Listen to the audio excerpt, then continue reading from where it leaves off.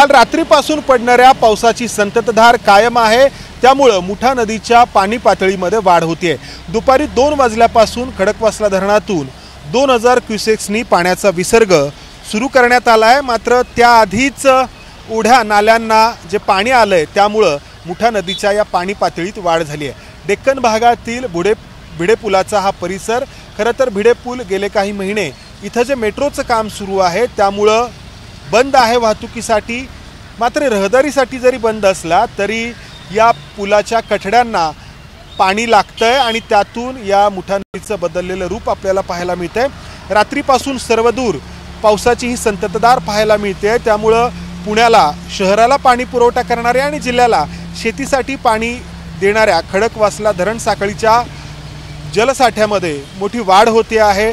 खडकवासला, पानशेत, टेमघर आणि वरसगाव या 4 धरणांमध्ये मिळून 8 TMC पेक्षा जास्त पाणी साठा झालेला आहे, जी पुणेकरांसाठी आनंदाची गोष्ट आहे, कारण वर्षभर हा पाणीसाठा पुणेकरांना हवा असतो।